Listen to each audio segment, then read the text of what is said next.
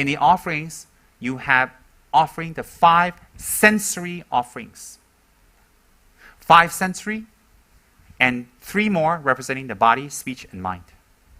So when you offer 8 cups, it is representative of offering all your attachments, all the things you like to see, all the things you like to hear, praises and all that, music or whatnot, and all the speech, and all the, tactile feeling, all smells. Because this attachment to smells is part of the self-cherishing mind. And so what happens is, when you offer the 5 sensory objects of offering, it is same as what you have in the tankas. The tankas itself is a method to destroy that. And the offerings itself is a direct method on top of the method. So when you offer the 5 sensory objects of offerings to the images or the deities, you are not offering to the cloth and the brocade or the statue or to idols. You are offering to a consecrated image where it represents an enlightened aspect of the mind. So you're making offerings to a Buddha. Very holy. Very, very holy. Incredible. And then when we put these object offerings out, we can do 8 bowls or 7 bowls. 7 bowls is the 7 steps that Lord Buddha took when he first took rebirth in the 4 cardinal directions and proclaimed that this will be his last life. This is an offering to reach that state. And the 8 cups, it can be either 8 or it can be 7. 8 represents the 5 sensory offerings that we are attached to. So we offer what we're attached to in order to burn the very root of our attachments. So we not only get rid of the symptoms, we go right to the disease. And so the 3 extra bowls represents your body, your speech, and mind. Your offering of your body, speech, and mind. Your total submission to the Dharma. What is submission to the Dharma? Submission to the path of compassion, forgiveness, and love. Over hatred, ill will, jealousy. That's what you're submitting when you make those offerings. So these offerings came into our country, specifically recommended by one of the greatest lamas, the great Indian master, Pandit Atisha, who had direct visions of Tara all the time from Nalanda Monastery, India. So he came and he said, you know, when we use these offering objects, these offering bowls, we should use them of the highest quality. The first one is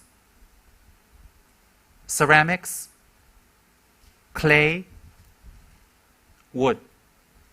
That's the 3rd rate. Second is brass and copper. And the highest rate of making offerings with precious items are silver and or gold. This was recommended by Lama Atisha himself. And he says that we have a lot of attachments to offer things. Water is the substance of life. Water is the essence of life. And water makes everything grow and purifies and cleans and refreshes. So by offering water is a very great way of making merits, at the same time not being attached. Because when we start these offerings, we're very attached. It's very difficult to get people to buy silver bowls. It's very difficult to get people to buy precious offering objects on the altar. Why? It shows you the state of their miserliness. They will have beautiful china, beautiful dishes. They'll have beautiful crockery. And they'll put beautiful casings and all that to save it. And they'll have silverware. But to offer precious items to the Buddha, they're very miserly. Why? They don't understand the benefits. They don't understand the benefit. Some people say, oh, I don't want to make donations. I don't want to make statues and all that stuff because, I can do better with my donations, something else. But if you look at that person and how they donate to themselves and how they take care of themselves, you can see the extent of their miserly mind. So when we use these precious objects, the first, and so if someone like Andy who has a lot of money and he offers silver and gold, and I don't have money and I offer clay and I offer wood, our merits would be equivalent. Why? Due to mind generation and intent. But if Andy says, oh, I want to be simple, and I don't want to be, I have precious items because I'm simple, but the undercurrent of that is really miserliness, and he offers wood and, ceramics or clay, he gets the merit of that. You're actually directly concealing from a Buddha, which you can't. So people will make cheapskate offerings, and they sit and pray in front of the Buddha. Who are you fooling? The Buddha knows how much you have, how much you can get, and the merit that arises from that, and the benefits. And then you sit in front of, ooh, like that. Who are you fooling? Of course, the Buddha's not greedy for your little cups of offering. You think Buddha Shakyamuni sits there all day waiting for your 1 cup of water? I don't think he needs your water. You need to offer him water. So water creates no attachment. It's clean. It's pure. And in Tibet, the water was not easy to get, but it was very, very clean and pristine because it's the Himalayan mountains. Our teacher recognized that. So people have to walk for kilometers to bring the water back and then make the offerings. There's a lot of effort. So people did a lot of water offerings have great biceps and triceps. Nuns too. And people who don't make offerings, they don't have great biceps and triceps and muscles and shoulders. When you offer water bowls, they represent offering your attachment of your body, speech, and mind, and the 5 sensory attachments. So what you're doing is you're offering your attachment to the Buddha in order to dispel it. When you give something away, you don't have it anymore. When you do that perpetually, it's a subtle imprint on your subtle mind to be rid of that. And you collect the merit directly when you do practice to counter those in your subtle mind. So when you make offerings of the 8 bowls, listen carefully. It is a direct opponent for you to be successful in your meditations, to curb your 5 senses, your desires, your speech, the way you act is a direct cause. Why? You are collecting merit for it to become better. Why? That's what they represent. And then if you do just the water, that's fine. You can do the actual sensory offerings. 2 water, flower, incense, light, perfume, food, and music. What is that? That is a peaceful offering to the deity, direct sensory offerings. Whether you're offering water on all 8 bowls or the sensory offerings, it is exactly the same meaning. That's what His Holiness says, exactly the same. Why? One is just water, but it's representative of the sensory offerings. If you can go 1 step more, you offer the actual sensory offerings. A variation on the water offerings is put out 2 water bowls for body and speech, and a scented oil for the mind. 2 water bowls for body and speech. Water to wash the feet and to rinse the mouth. Washing the feet of the Buddha. Why? Buddha was running around in the mud again? No lah. Buddha's feet doesn't even touch the ground. To offer water to wash Buddha's feet is humility, to show superiority, and to generate the mind that is in awe of an enlightened mind. So when you wash Lord Buddha's feet, it is extreme humility, offering your mind, humbleness. Any master must be humble. Any Dharma practitioner must be humble. Real Dharma practitioners are humble. They don't talk about dreams, their powers, or magic. They won't reveal. They're very humble. Not they're trying to be, it arises naturally. And then for the 5 articles symbolizing the objects of the 5 senses, the water bowls are substituted with things related to the individual senses, such as flowers for the object of touch. Attachment to tactile feeling. We like to touch nice things. We like to have nice things. We are attracted to tactile feeling. And being attracted to tactile feeling and chasing after tactile feeling creates more desire, and then we chase more and more and more and more. Some people can touch a piece of cloth and have an orgasm and scream and die. Why? They have this misconception and label view that if I have this and I touch this, it will bring me happiness. Whereas actually a cover, not a bad cover, that they don't even know. So having attachment to tactile feelings creates a lot of problems for us. Offering brocade up is a way of destroying tactile attachment out of the 5 senses. Visual, smell, hearing, taste, touch. So one of the main methods to destroy tactile feeling. Incense for the object of smell.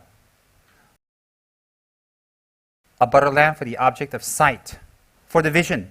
We want to see beautiful people, beautiful women, beautiful men, beautiful clothes, beautiful houses, beautiful rivers, beautiful cars. We want everything beautiful. Not beautiful, we're not happy. Not beautiful, we make noise. We want everything beautiful, beautiful. We think we get everything beautiful, we're going to be wonderful and happy. No. In fact, beauty brings us even more unhappiness.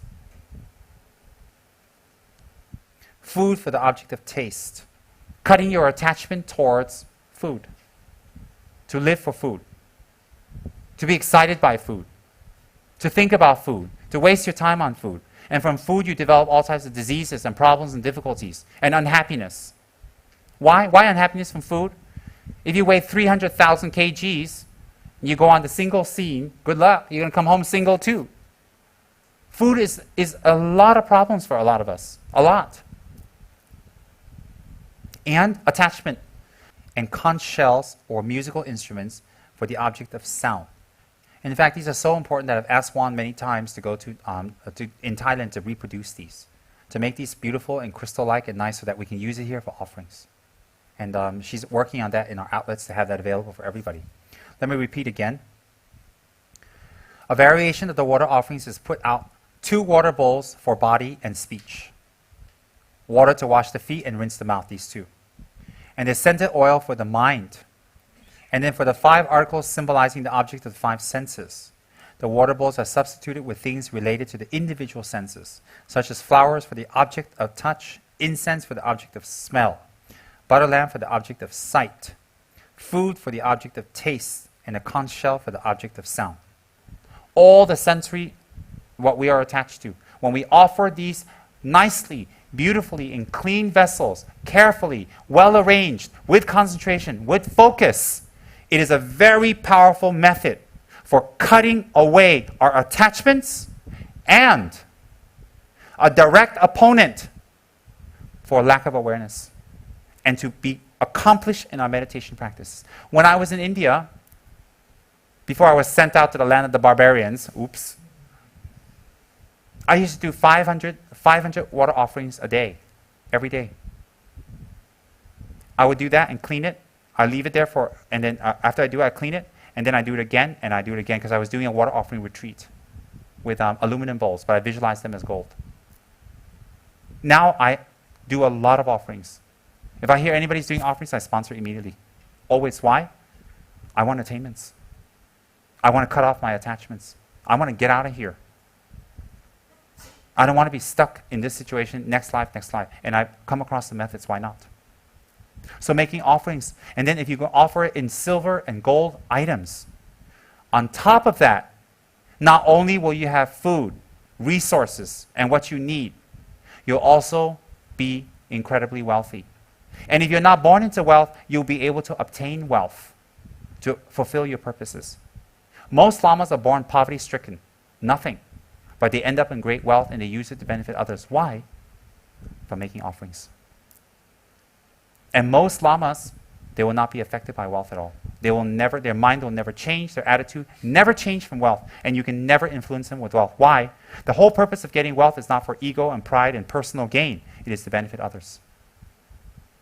And in fact, real lamas, the minute they get something, an offering, money, or whatever, they immediately think, what can they get, or what can they do, what can they help other people? It's not that they plan it, it naturally arises. Naturally. Immediately, that's their first thought.